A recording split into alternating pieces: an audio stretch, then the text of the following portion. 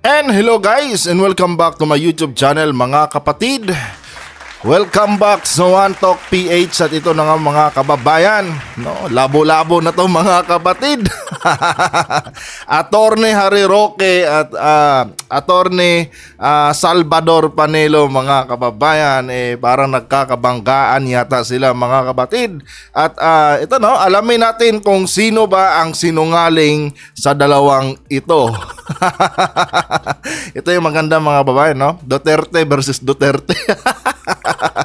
Kasi nga mga kapatid, di ba nga nadulas itong si Attorney Harry Roque, no, sa kanyang kadaldalan. Nadulas siya patungkol dito sa gentleman's agreement, no. At ngayon mga kababayan, no, kinokontra po ni Attorney Salvador Panelo yung mga dinaldal ni Attorney Harry Roque patungkol sa gentleman's agreement mga kapatid, no? Parang labo-labo na to mga kababayan dahil dalawang pro Duterte na po ang nagkakasagutan dito. At yan po ang ating pag-uusapan ngayon mga kapatid. Pero bago ang lahat, huwag kalimutang mag-subscribe para updated ka lagi, and paki-like din po ang ating video para i-share pa ni YouTube sa iba pang hindi pa nakakapanood. Ito, pakinggan natin mga kapatid. Magkaiba ng sinasabi ang dalawang dating presidential spokesperson ni dating Pangulong Rodrigo Duterte sa umano'y gentleman's agreement ng Pilipinas at China kaugnay sa issue ng West Philippine Sea. Sino sa kanila ang nagsasabi ng totoo? Nasa frontline ng balitang yan si Camille Samonte. Kung ako ang tatanungin mga kababayan, medyo credible pa ng konti itong si Attorney Salvador Panelo kumpara dito kay Attorney Harry Roque mga kapatid. Nagtatablahan na naman ang dalawang dating presidential spokesperson ni dating Pangulong Rodrigo Duterte. Kaugnayan ng umano'y gentleman's agreement kung saan nakasaad na bawal daw magdala ng construction materials sa BRP Sierra Madre. Sabi ni Atty. Harry Roque, kasunduan yan ni ex-President Duterte at Chinese President Xi Jinping. Pero tinablayan ni Atty. Salvador Panelo. Ito sabi ni Salvador Panelo mga kapatid, kung sino mang nagkakalat na may gentleman's agreement, yun po ay nagsisinungaling. Ngayon, ano na to mga kapatid, no? Naku po, yan ang problema talaga mga kababayan, pag parehas sugapa. Well, itong si Salvador Panelo naman mga kapatid, hindi naman siguro totally sugapa ito. Pero ito kasi si Attorney Harry Roque mga kababayan, talagang pumapapil siya ngayon mga kapatid, at nagbibida-bida po siya ngayon dahil nga may interest di umano itong tumakbo sa pagka-senador uli, no, sa 2025. Kaya ngayon mga kababayan, kung ano-ano po yung dinadaldal niya ngayon sa harap ng social media mga kapatid, to the point na pinapahamak na po niya yung kanyang boss na si former President Rodrigo Duterte. At ito na nga mga kababayan, sinupalpal siya dito ni Attorney Salvador Panelo. Itong si Attorney Salvador Panelo mga kapatid, tahimik lang po itong loyalist ni Duterte, no? And medyo masasabi nating mabigat na rin yung karanasan nito pagdating sa politika. However, itong si Attorney Harry Roque mga kababayan, nagpapakilala pa lamang ng kanyang pangalan. Pero mga kapatid, ang dami na po niyang sinablay sa kanyang mga pinaggagawa ngayon at pinagdadaldal sa harap ng social media. Ngayon, sino sa tingin niyo mga kababayan ang medyo okay dito sa dalawang ito? No, ito na ngayon mga kapatid, parang makikikbul yata itong si makikikbul yata itong si Attorney Harry Roque sa Duterte team. Pinahamak mo ba naman yung boss mo sa sobrang kadaldalan mo, sa sobrang pagiging mapapil mo di ngayon, di ba? Na bunyag tuloy yung mga hindi dapat mabunyag. Ito, pakinggan natin. Sabi niya sa isang panayam, nagsisinungaling ang sino mang nagsasabing merong gentleman's agreement. Patay ka talaga dyan, Attorney Harry Roque. Naku, baka mawawalan ka pa ng partido sa sobra mong kadaldalan, Attorney. Ito. Po si dating Presidente Duterte, he categorically said there was no agreement. Patay ka dyan, Atty. Harry Roque. Sabi dito nga mga kapatid, nakausap daw ni Atty. Salvador Panelo itong si former President Duterte. Ang problema mga kababayan, sinabi ni former President Digong na walang gentleman's agreement, no? Wala siyang kinumpirmang gentleman's agreement mga kapatid. Yan ang sabi ni former President Duterte dito kay Salvador Panelo. Anong lumalabas dito ngayon mga kababayan? No? Itong si Atty. Harry Roque, tila yata may ibang plano itong mga kapatid, no? Pasikreto yata niyang pinapahamak itong si former President Duterte ngayon. baka ibang kuan na to mga kababayan, no? Ibang landas na yata yung tinatahak ngayon ni Atty. Harry Roque, no? Dahil 'di ba, sabi ni Salvador Panelo dito, sinungaling ang nagpakalat ng gentleman's agreement dahil nakausap ko si former President Duterte. Wala namang gentleman's agreement, kaya sinungaling yung nagpapakalat patungkol sa gentleman's agreement. Agay, patay ka dyan, Atty. Harry Roque. Gentleman or ungentleman. Wala pang bagong tugon dyan si Roque. Pero kanina, binweltahan niya rin ang anyay secret agreement daw ng China at ni dating Senator Antonio Trillanes IV.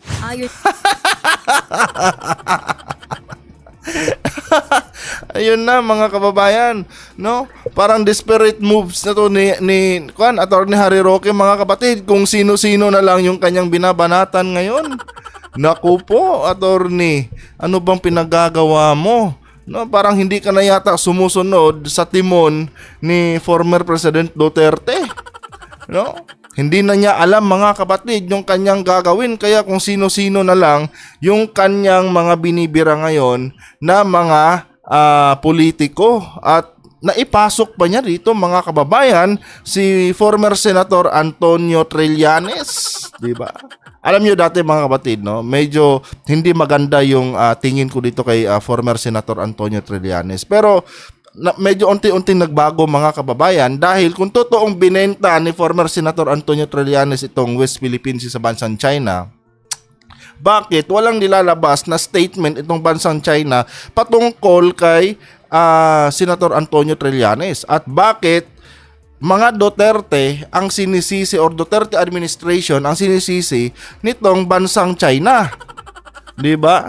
Kung tutuusin mga kapatid, no, ang whistleblower po talaga nitong gentleman's agreement is mismong China. No, sila po yung nagbisto na may nagkaroon ng gentleman's agreement ang Pilipinas at bansang China mga kababayan. Pero never doon na mention na meron ding secret deal itong si former Senator Antonio Trillanes sa bansang China. No, ang sinabi lang ng China, hindi na sumusunod ang Pilipinas doon sa napagkasunduan nila noong panahon ni PRRD. So ngayon, itong si former Senator Antonio Trillanes mga kapatid, dinadamay na naman ni Atty. Harry Roque para mapagtakpan yung kanyang kadaldalan sa media, na kung saan nadulas siya at nabisto niya yung hindi dapat mabistong ginawa nila noong panahon pa ni PRRD. Pakinggan natin to. Kay Roque, ibinenta ni Trillanes sa China ang Scarborough Shoal noong... Ang problema nga, bakit hindi minention ng China yan na nagkabentahan itong si former Senator Antonio Trillanes, no? Bakit walang na-mention ang China na, binenta na ni Trillanes sa amin yan Ba't walang ganun? Bagkos ang binanggit ng bansang China mga kababayan, yung gentleman's agreement ni former President Duterte at ng bansang China. Walang Trillanes na binanggit doon. Ngayon, no, ginagawang pantapal ni Atty. Harry Roque, no, base sa aking pagkakaintindi dito mga kapatid, parang ginagawang pantapal ni Atty. Harry Roque yung issue dati kay former Senator Antonio Trillanes na yun na nga, no, binenta niya ang West Philippine Sea. Kumbaga parang gusto lang i-divert ni Atty. Harry Roque yung issue niya, no, yung kanyang nagawang pagkakamali sa harap ng media dito kay former Senator Antonio Trillanes. Naku po, maging si Senator si Atty. Panelo mga kababayan, tinawag na sinungaling yung nagpakalat ng gentleman's agreement. Sino ba yung nagpakalat noon? 'Di ba? Sino ba yung madaldal na nagsabing patungkol diyan sa gentleman's agreement? 'Di ba? Si Attorney Harry Roque. Siguro hindi lang madiretso ni Attorney Panelo, no, na si Attorney Harry Roque talaga yung pinapatamaan niya dito, no? Kaya nag-anonymous pa siya, no? Hindi siya nag-mention ng pangalan, pero kung tutuusin mga kapatid, no, sampal po 'yon kay Attorney Harry Roque dahil sa sobra yung kadaldalan, no? Kung ano-ano na po yung pinagsasabi niya sa harap ng media at hindi niya namamalayan na pinapahamak na niya yung kanyang boss na si former President Duterte.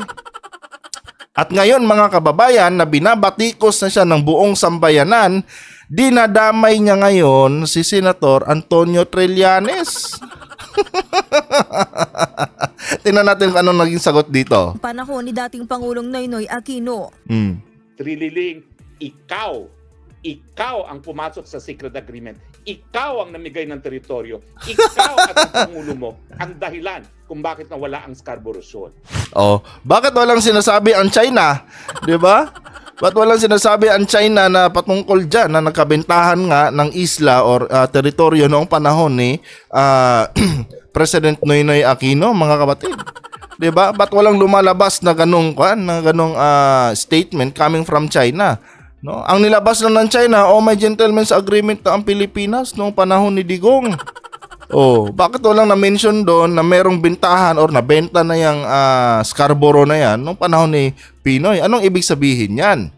Ibig sabihin, fake news yung sinasabi na nagbenta si Antonio Trillanes dati, si Senator Antonio Trillanes ng isla doon sa bansang China. Pero ang totoo, merong gentleman's agreement sa panahon ni PRRD, no? So itong si Attorney Harry Roque, mga kapatid, no, todo siya ngayon, tawag nito, todo tapal siya ngayon sa kanyang mga kapalpakan, mga kababayan, to the point na mismong kasamahan niya, no, sa partido nila former President Duterte, pinaparinggan na po siya. No, na sinungaling ang nagpakalat ng gentleman's agreement dahil tinanong ko si former President Duterte, walang naging gentleman's agreement. At ang nanindigan lang naman talaga dyan, mga kapatid, at to explain dyan, no, ay si Attorney Harry Roque lang naman talaga. No? At ngayon, naghahanap na siya ng mga itatapal doon sa sablay niyang mga statement sa media. Sagot naman ni Trillanes, fake news si Roque. Patay ka talaga dyan, Attorney Harry Roque. Scarborough Shoal. Sagot naman ni Trillanes, fake news si Roque. Ang Patay. totoo raw sa panahon ni Aquino na palaya sa Scarborough Shoal ang aabot sa 100 barko ng China. Ayun, di ba? Ngayon, sumagot si Trillanes. Walang katotohanan yan, fake news yan. Ang totoo niyan, no, sa panahon ni Noynoy Aquino, napalayas namin yung mahigit sa 100 mga barko ng China dyan sa may West Philippine Sea. So, walang patunay or walang walang pruweba yung sinasabi mong nagbebenta ako ng isla sa China. Pero totoo yung gentleman's agreement, mga kapatid. Administrasyong Aquino rin ang nagpanalo ng arbitration case laban sa China na isinantabi noon ni dating Pangulong Duterte. Ayun ang totoo, mga kababayan.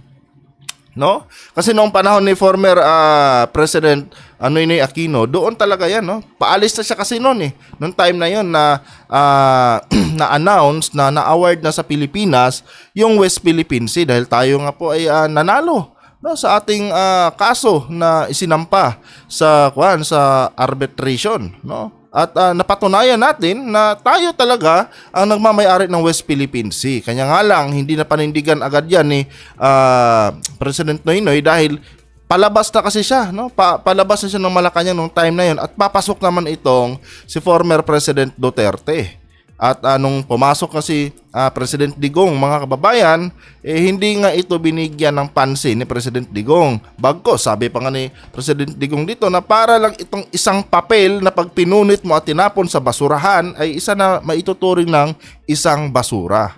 No? So talagang malabo talaga itong pinaggagawa ni Atty. Harry Roque, mga kapatid, no, na idadamay niya pa si former Senator Antonio Trillanes kung saan wala namang patunay, no? Wala silang napatunayan, or kahit ang mismong China hindi kinumpirma ito na merong binenta sa China na isla ng Pilipinas or teritoryo ng Pilipinas. Dahil kung magkaganon, mga kababayan, no, kung sakali lang binenta talaga ni Trillanes, no, yung West Philippine Sea sa bansang China, no, edi dapat meron ng resibong pinapakita sa atin yung bansang China ngayon. Sana noon pa, no, noon pa sinabi ng China yan na binenta na sa amin to ni Trillanes, bakit nyo pa gawin?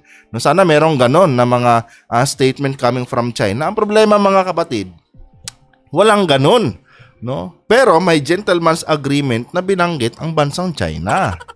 At doon na nga, mga kababayan, nagsimulang magkandaletse-letse yung kanilang mga yung mga tinatagong sikreto dyan sa kampo nila former President Duterte.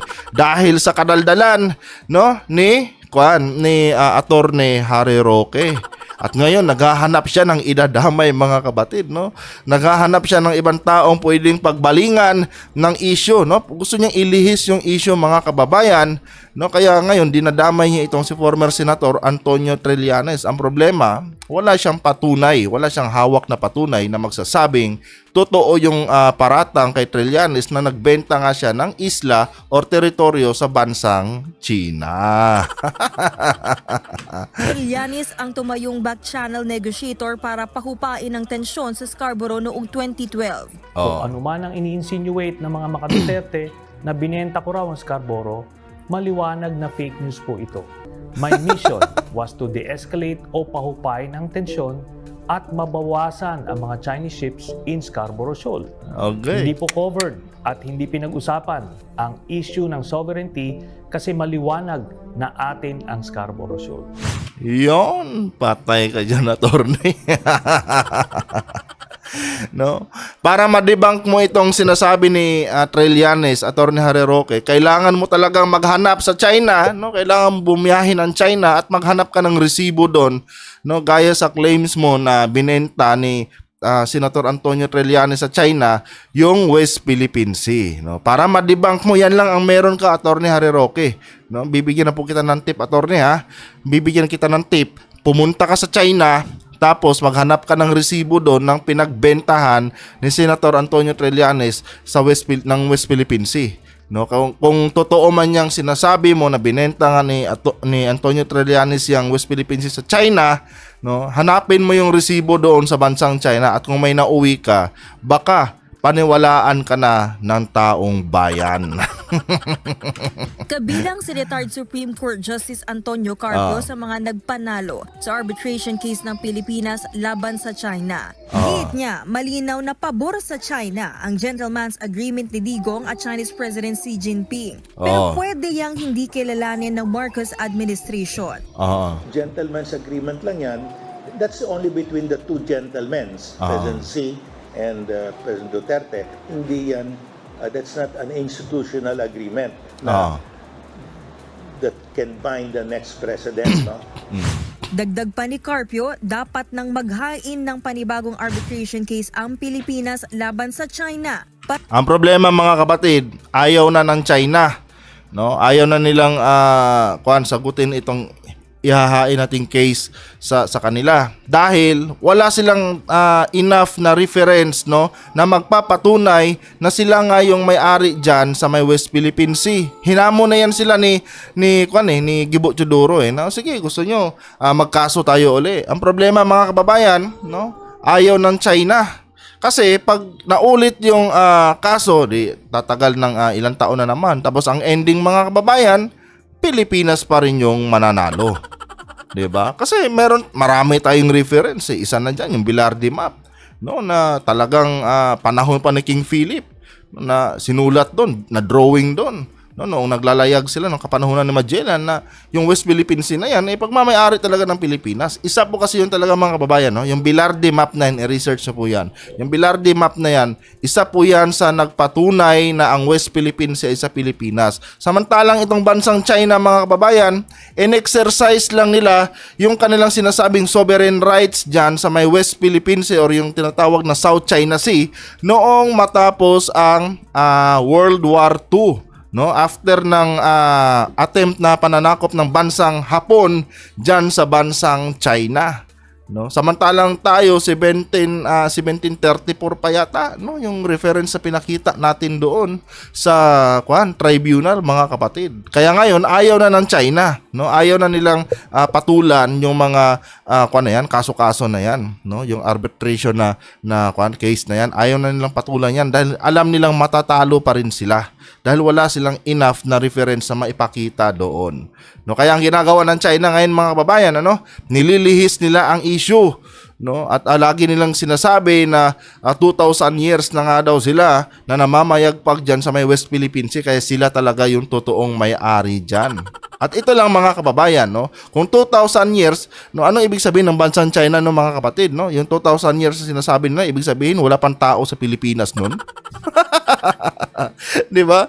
Malabo talaga mga kababayan, no? Sabi na 2,000 years na silang namamayagpag diyan, ibig sabihin nun wala pang Pilipinong pinanganak nun na nangingisda din diyan sa may West Philippine Sea. 'Di ba? Normal lang naman na naglalayag ang mga inchik diyan at maraming naglalayag diyan mga kapatid sa may West Philippine Sea. Gawa nga ng kalakalan, no? Dala ng pangangalakal nila.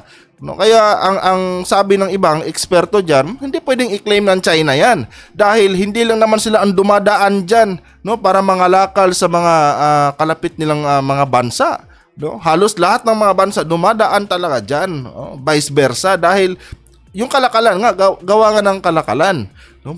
Bumabiyahe sila sa iba't ibang bansa, no, naglalayag sila ng tag-iilang araw, 'di ba? Minsan may isang buwan pa na paglalayag Tapos ayun na nga, dala nila mga kalakal nila. Kaya yung claim ng China na matagal na sila diyan, 2,000 years na sila, hindi yun acceptable mga kababayan. Kaya nga hindi yun inaccept ng ng korte Dahil nga sa katwiran na kayo lang may bangka noong mga panahong yun. 'Di ba? Kayo ba ang pinaka-advanced na civilized na talaga? Kung saan kayo lang nakaisip gumawa ng bangka, 'di ba? Maging ang mga Pilipino, mga kababayan, no, ng mga kapanahunan 'yon, naglalayag na rin diyan para mangisda, 'di ba? Kasi yung West Philippine Sea na yan, mga kapatid, puno po talaga 'yan ng mga minerals and mga isda. Marami talaga 'yan diyan, no? Hindi pa naman uso kasi dati ang langis, kaya wala pang nagkaka-interest diyan sa langis. Ngayon lang po 'yan sa mga makamodernong panahon na, pero noong mga panahon mga kababayan, mga pre-Hispanic period pa lang, hindi wala pang langis na pinag-uusapan ng mga panahong 'yon. No, kung kaya't hindi yan napapansin ngayon noong sa makamodernong panahon, syempre nag-take advantage agad yung bansang China. Akala nila hindi papalag ang bansang Pilipinas. Kasi syempre mga kababayan, nakita na may malaking deposito ng langis dito sa may West Philippine Sea, kaya aangkin natin 'to.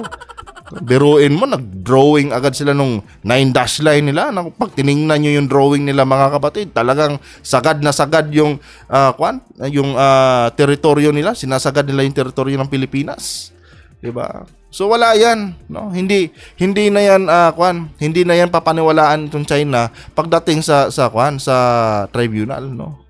Alam na ng China 'yan, kaya ayaw nilang sagutin ang kung sakaling maghain tayo ulit ng panibagong kaso, hindi na sasagot yan. Ang gusto na lang nila dyan, brasuhin nila yung West Philippine Sea. Tuloy natin. Partikular sa malawakang pagsira nila sa ating likas na yaman. Noong nakaraang taon, sinabi ni Justice Secretary Boying Rimulya na humihingi na sila ng payo mula sa legal experts kung paano isa sa katuparan ang paghahain ng kaso sa China sa International Tribunal. Nagbabalita mula sa Frontline, Camille Samonte, News 5. Ito mga babae, ang hindi ko lang alam dito, no, kung sakali mang filean ng kaso ang China, no, kung magiging apektado ba yung kanilang global market, no, yung pagkikipagkalakalan nila sa iba't ibang bansa. Kasi kung sakali man mga kababayan na mag-file tayo ng kaso at hindi sumagot ang bansang China, baka yung mga yung mga trading nila maaapektuhan yan. No, especially na may utang din ng bansang Amerika sa kanila mga kapatid. no? Kung sakaling hindi yun lang, no? Hindi ko pa nako-confirm 'yan kung sakaling apektado, kung sakali bang hindi sumipot itong bansang China, maapektuhan ba yung mga kalakal nila sa iba't ibang bansa, especially dito sa bansang Amerika, no? So sana may makapanood itong vlog natin at masagot 'yan, ano, kung apektado ba. Kasi kung pag nagkaganon mga kababayan na apektado yung mga kalakal nila, ibig sabihin na mapipilitan itong China mga kapatid, no, na sumagot sa tugunan yung kaso na ihahain ng bansang Pilipinas. Dahil pag hindi nila tinugunan, talagang baka ora mismo mga kababayan, no, ma-lock up sila at wala ng bansa na tatanggap ng kanilang mga kalakal, no. Yun po yung gusto kong ma-confirm dito mga kababayan. Anyway guys, hanggang dito lang itong video na to. Kung nagustuhan niyo po ang ating content ngayon, kasi gutom na ako mga kapatid, ano? Kung nagustuhan niyo po, huwag kalimutan mag-subscribe and paki-like na rin po ang ating video. Adios.